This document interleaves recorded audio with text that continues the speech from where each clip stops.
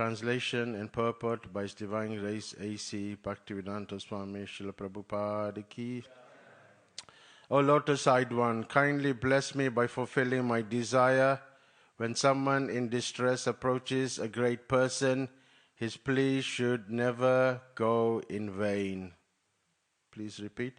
O Lotus-eyed One, kindly bless me by fulfilling my desire. When someone in distress approaches a great person, his plea should never go in vain. Purport. Diti knew well that her request might be rejected because of the untimely situation, but she pleaded that when there is emergency or distressful condition, there is no consideration of time or situation. O Lotus-eyed One, kindly bless me by fulfilling my desire. When someone in distress approaches a great person, his plea should never go in vain.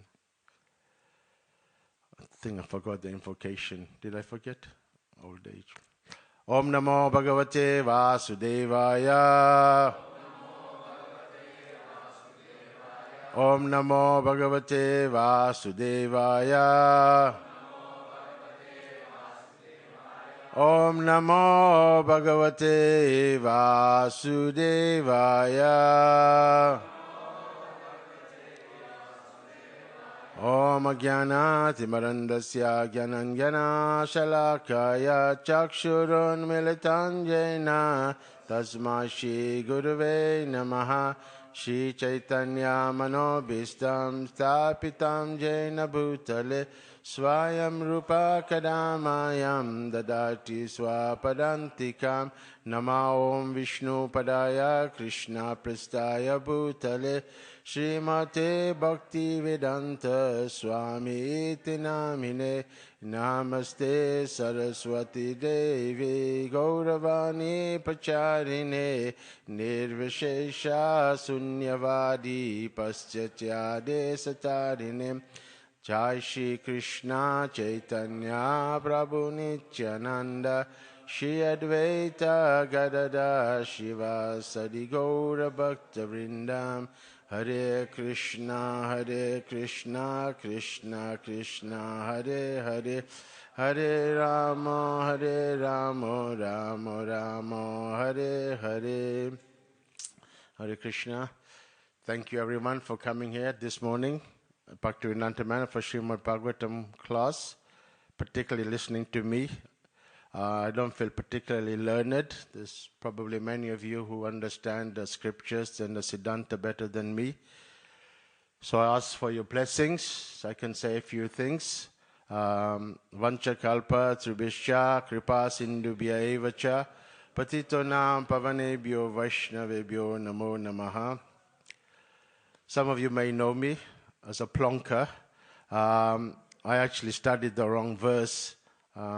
So let's see what happens this morning.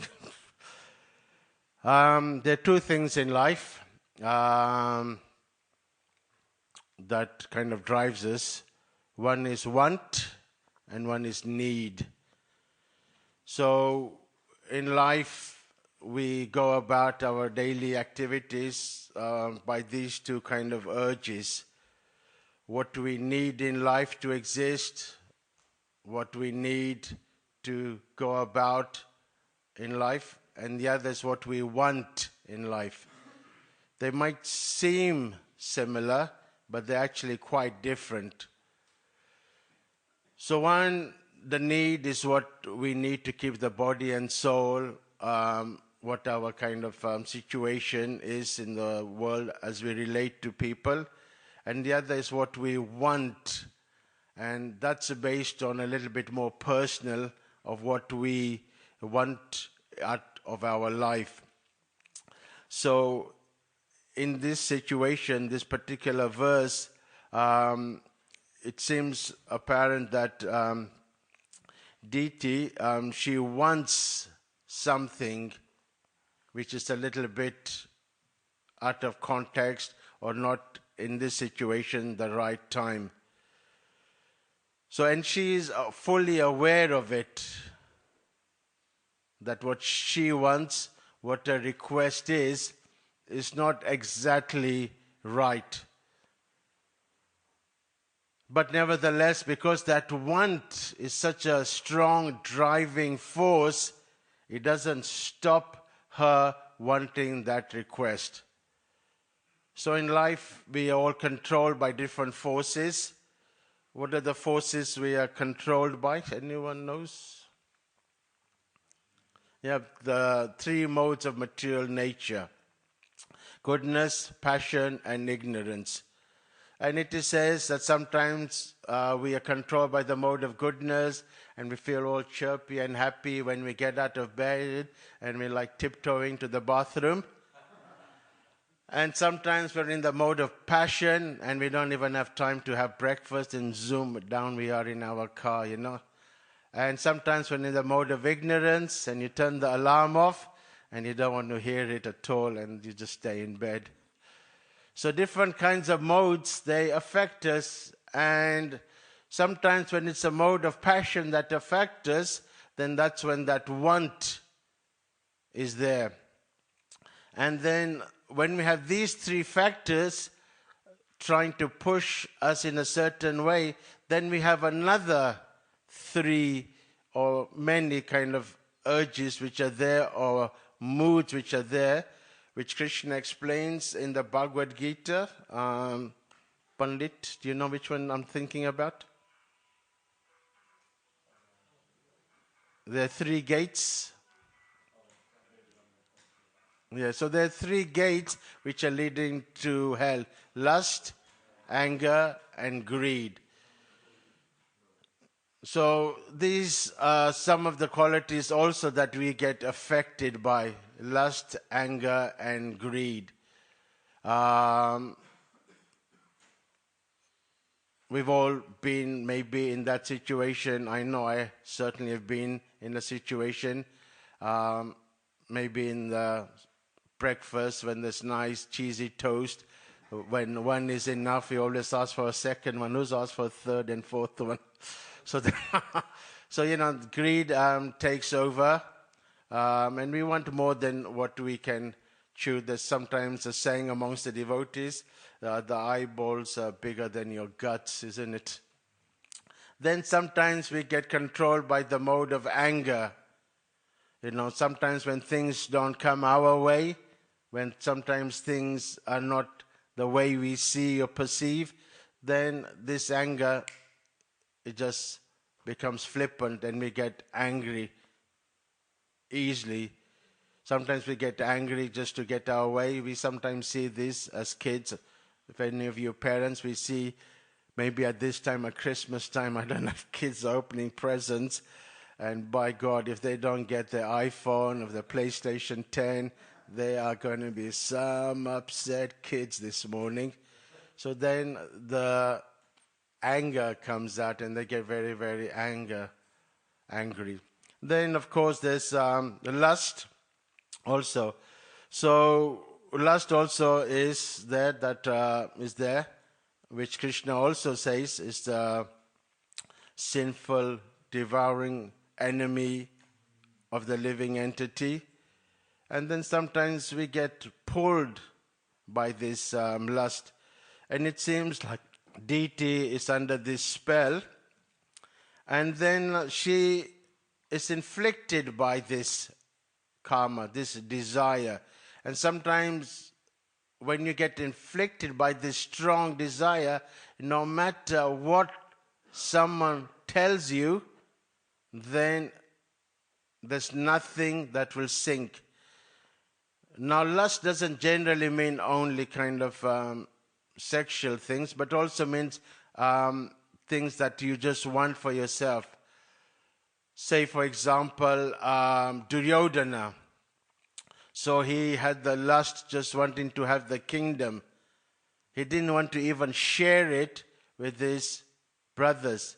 And when Krishna went as a messenger, Krishna said, look, just give them 5 villages. As Kshatriyas, they need to rule. Just give them 5 villages. But famously, What did Duryodhana say?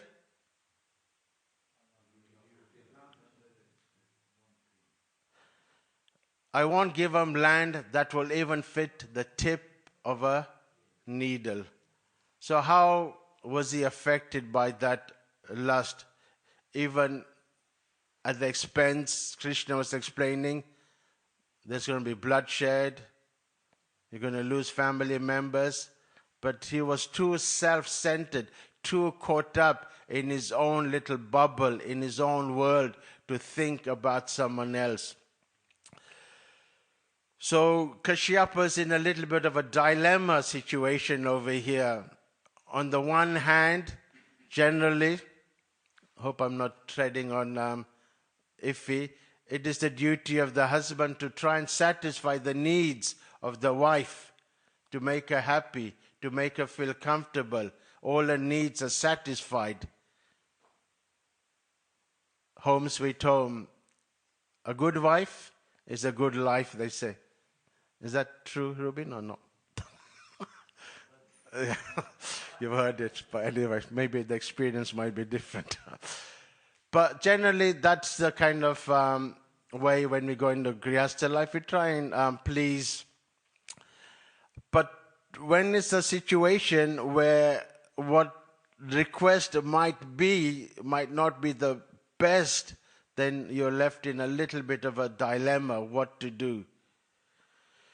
So when you're in a desperate situation, then when you come in that despair, then the other person, if it's a great person, it is acknowledged here that Kashyapa is recognized as a great person. So when a great person is requested, then generally, because they're a great person, then they will fulfill that obligation. So this also reminds me of another story from the Mahabharata of another great person. It wasn't his duty, but he had to also fulfill a certain desperate situation. Anyone can think of what I'm thinking of?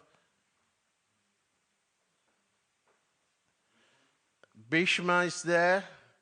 It was going to be the end of the Kuru lineage. No more Kurus, the end. Khatam ho gaya. Sorry? That's right, Vyasadeva. So, Bhishma didn't want to get married. No more kids. Satyavati, was that correct? So then she requested Vyasadeva, look, we're in a desperate situation. And Vyasadeva, hey, wait a minute. I'm a sage. This is not my business. I'm happy in my gufa. I don't know if anyone's been to Badrikashram. Anyone been to Badrikashram? You can go to the place where Vyasadeva wrote the Mahabharata. We have Vyasadeva, Ganesh, they wrote the Mahabharata. He compiled the Vedas, the Srimad Bhagavatam. So then he didn't want to comply to the request of Satyavati, but because being a desperate situation, then he complied. Then he said, yes, I'll do it. And then we know what happened, all the different kind of progeny that came out, which is also quite interesting because later on we'll see how the timely situation affected the progeny. And then at the time of conception, different types of children came out. So then Kashyapa obliged, knowing it was not the right time. So generally, different times of the days are ideal for spiritual meditation, chanting, doing your puja. And the Brahma Muhurta is an important time to do your spiritual activities. And Sandhya, the evening, is also there to do your prayers, your puja. You're winding up for the day. A lot of you are probably reading the Krishna book before you're tucking into bed. So that's the way we try and unwind our day. And the last thing we want to do is engage in some kind of act of sexual activity. Because although lust is mainly just to enjoy the body, but this act is also going to produce life. So when it happens at the wrong time, it is explained that Lord Shiva, he's monitoring and is transversing with all his followers.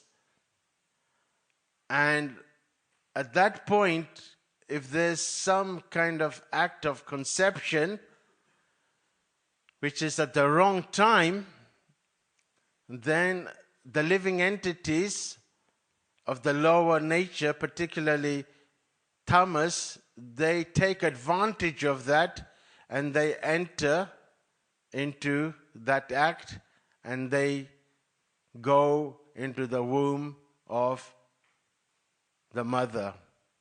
And it is quite evident, as we all know, that because the time was wrong when they conceived, then the children that were born from Diti were Hiranyakashipu and Hiranyayaksha. Now, would you say they were the ideal Gurukul kids? Would you want to mother or father Hiranyakashipu? What would you like to get them for Christmas? So, but joking aside, it is important that the parent, when they want to bring the living entity into the material world, then they follow certain kind of sanskars which are laid down in the scriptures. So if the parents are following the dharmic way of life, Sanatan Dharma, Krishna consciousness, the act of creating a body, the act of inviting the soul into our life, into our family, it's a very, very special thing. And it's not just the body that we're trying to create, but the consciousness of the soul and its karma also comes within that body. So there is 10 different types of sanskars that needs to be performed. And the first one is that you don't just decide to, hey, let's just have some kids or let's see what happens when we do it. You have to perform what we call Garbhada Sanskar. And Garbhada Sanskar is trying to have a sanskar that will bring a soul which is sattva gun, which is going to be Krishna conscious. As we see when Vyasadeva, when we was conceiving with these different queens, it was only the maidservant who was looking after Vyasadeva very, very nicely, that the child that came out was Vidura, a very saintly person. But the other queens, one of them, when they saw Vyasadeva, obviously he was all wrinkled, he wasn't the most kind of, handsome looking person in the block. So when they saw Vyasadeva, they were shocked. So that was conception, and then Pandu was born. I think he was completely white, wasn't it? Or we were sickly. Pale, yeah. And what was the third one? I forget. Old age. That's right. Thank you so much. So then one of them closed their eyes, and then because of that, then Jashishirada Gokulanandaki, who was born? Dhritarashtra blind. So it is important that Garbhada Sanskar is followed.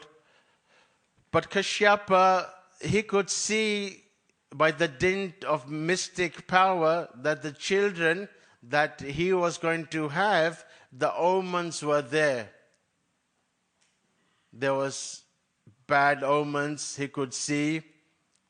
There was thunder, there was torrential rain, there was hurricane.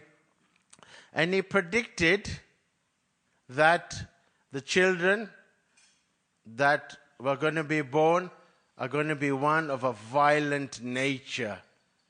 They're going to cause distress to people. They're going to be so horrific that it will take the supreme personality of Godhead himself to descend to deal with your child. The ordinary Gurukuli teacher is not going to be able to deal with Hiranyakashipu or Hiranyayaksha. It needs the Supreme Lord himself. And then he also saw in his children to be, there was going to be destruction and death. And we know that wherever Hiranyayaksha or Hiranyakashipu was, followed immediately was death, destruction, violence. And interestingly enough, he also saw something else in the future of the children. So he saw death, he saw violence, he saw the Supreme Lord coming to kill his own child. What else did Kashyapa see when he could foresee the future of his children? That's right, he saw mercy, he saw compassion, he saw that there was a ray of light.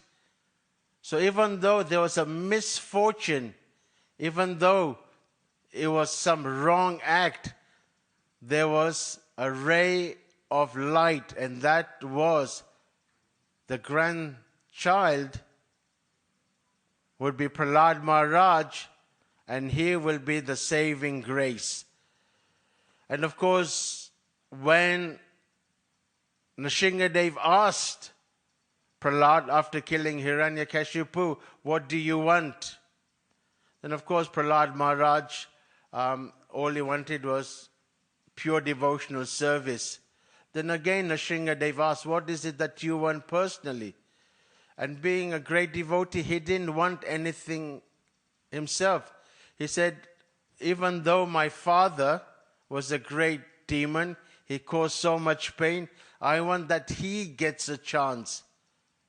So apparently from a misfortune, good fortune came. And Nrsimhadev said, because you are connected to him, he's already in a fortunate position. He's already liberated. And not just him, 21 generations. So that is the importance of having a pure child. A child that will be Krishna conscious. A child that will be there in the mode of goodness. Otherwise, then the child will be affected by the surroundings of its parents. While the mother is pregnant, whatever she is going through is going to affect the consciousness of the child. I was reading this one article. There was this one parent, they were having a really difficult time with the child, and was constantly crying and crying, and no matter what they did, the child was never happy. They put a milk bottle, they put a little toy, they did coochie coochie coo, and all those things here and there. if you've been a parent, you know sometimes it's quite hard to try and control a restless, crying child. So they were kind of a bit bewildered and they didn't know what to do. The child always seems distressed. Then at one point they realized the child became silent. And they noticed this was like a regular occurrence. At a certain point when the child was disturbed, the child became a bit peaceful. Then I was wondering, why was that? Then it connected, it came a eureka moment that when the parents were watching EastEnders, whatever the jingle is, the child recognized that, and for some reason it became a soothing act. And that explains that when the mom was pregnant with the child, she would be watching EastEnders and the child inside be watching EastEnders. And he began to relate to that. So it is important that what the parents do when they have the children, it'll affect the child. So generally, Prabhupada within ISKCON sent that we have to chant 50 rounds, that we have to go through certain spiritual kind of purification, and in that way we can try and bring about a child. If someone can possibly bring up this verse from Srimad Bhagavatam, 3rd canto, 16th chapter, text 35. Up there. Is it possible?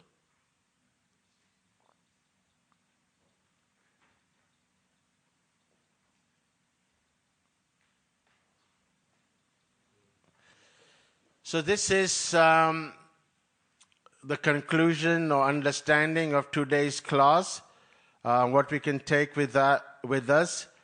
If you're trying to act to try and have children, trying to do it at the right time, not at the inauspicious time. Otherwise, it'll affect the kids, and you'll get kids like Hiranyakashipu. But if you do it according to what the Bhagavatam is saying, yeah.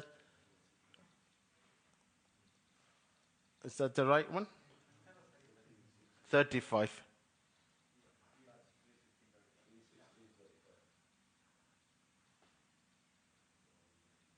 Did I get it right? Again, 3rd canto, yeah?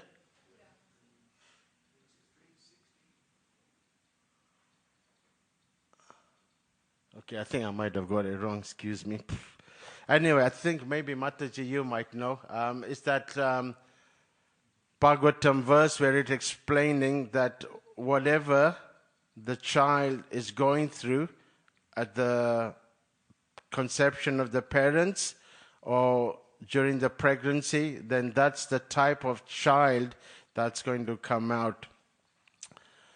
So it is important in all our acts, not just having a child, whatever sadhana we're doing, whether we're chanting our rounds, whether we're reading, we're doing at the right time. And as we know, the Brahma Muhurta is the best time to perform our spiritual duties.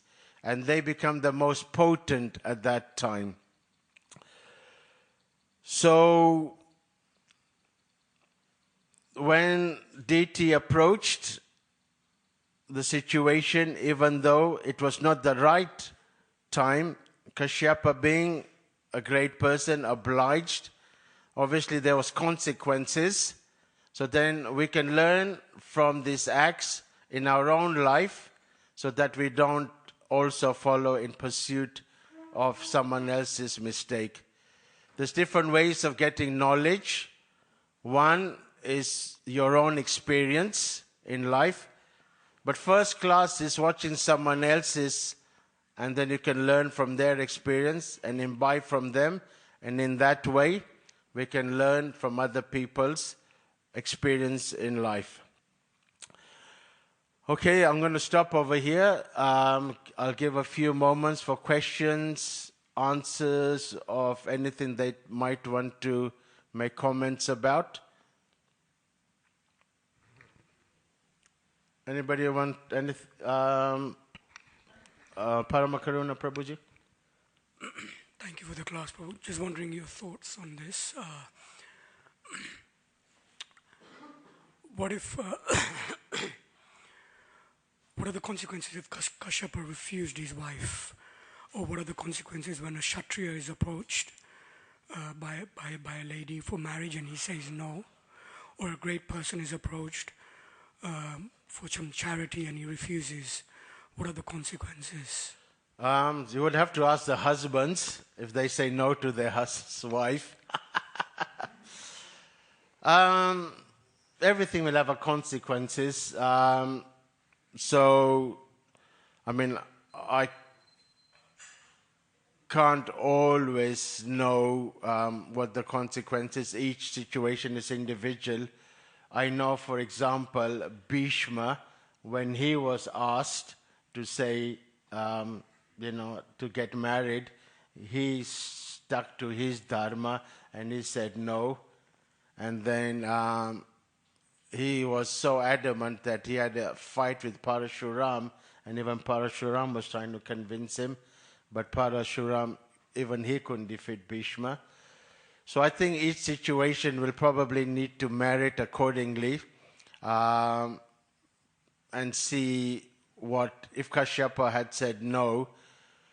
But I think at least in this situation, from my understanding, is even though it might seem like he agreed to a deed which was not right, the consequences was that there was a great fortune that Prahlad Maharaj appeared. So a great person might know that it's wrong, but he might go because he knows maybe it will have a good kind of an outcome. But sometimes you can say no also. Like I know Prabhupada, when he was young, he wanted to marry someone. He had already made his mind he wanted to marry someone, but his father said, no, I got someone else. And then he didn't go according to what he wanted. He went according to what his father wanted. So each situation, if someone requests you something that is difficult, which might be seemingly not right, then you, with your reason, with your logic, you have to see if it's something that will have a worse consequences than by accepting it. Does that make sense? Anybody wants to add anything to that? That we know a situation is going to be not good, and then you decided to say no. Hare Krishna. Prabhu? Thank you, Prabhu. I was just wondering, just thinking one thing in regard of that since there's a Kali Yuga, for example, if you break all those, in a Kali Yuga there is not much consequences because it's mentioned in Kali Yuga. If you think bad, or you don't do, there's no consequences. So if you see the Vedic time, if one really refuses, like wife, or refuses to give charity, there will be consequences. That's a law. But in Kali Yuga, this probably would not have so much. Yeah, I guess like in the Vedic times, there were a little bit more kind of rules and regulations, and people would have to kind of follow a certain dharma and be obliging, particularly Kshatriyas. They were always somehow or another put in a difficult or awkward situation, and then they would have to fulfill something. Also, like in the regards of giving a vow to do something, then even Krishna supports that vow in proper Vedic time. So that for example, at Kardama, that he gave a vow, I'm not gonna, probably will be supported, and Krishna would tweak his pastime in some other way. Otherwise, he needed to beget demons. He needed, it must happen. He needed to beget. For example, that he was waiting proper time, then demons will not be born, would be devotees, and be again against the plan of the Lord. So, I mean, we all know the giant Vijay, they had the choice, demons or devotees. So they chose to be demons because they want to get quickly back. So, again, that's something that Krishna had to fulfill. So then this was orchestrated in such a way, otherwise which way they would appear as demons, So therefore, everything somehow or another has a correlation, fits into a jigsaw puzzle. So sometimes when you go into a movie and you go halfway through, you don't understand what's going on and you're scratching, why is that getting killed or why is this guy do? But if you watch from the beginning, then you know the whole situation. So you have to also see things in the greater context to see how everything fits. It's a good point. Prabhuji?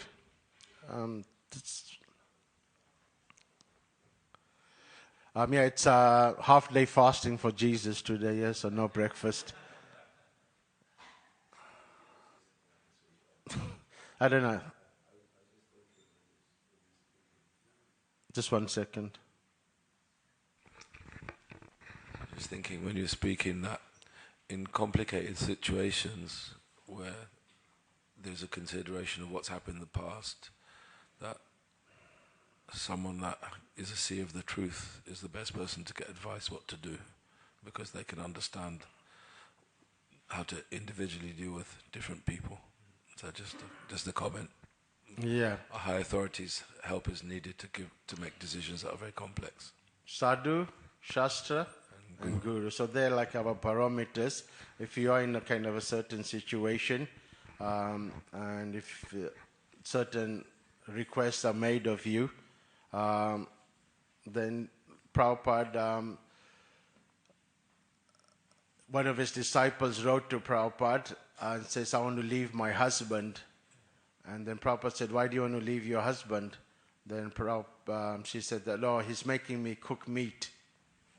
And Prabhupada said, no, do your dharma, stay with your husband. You cook meat for him, but you don't eat it yourself. So, in that sense, Prabhupada gave, she had her own idea, but Prabhupada said no. So same with these type of situations. Yeah. They're delicate, so they have to be dealt with expert guidance. But just generally, once, it's just a little bit of once one husband, he was married for 60 years, and they asked, oh my God, 60 years you're married. And he said, oh, how do you manage to stay so long together? He said, my philosophy in marriage is very simple. When the wife asks you something, just say yes, even if you don't agree. Grantara Srimad Bhagavatam ki, Srila Prabhupada ki.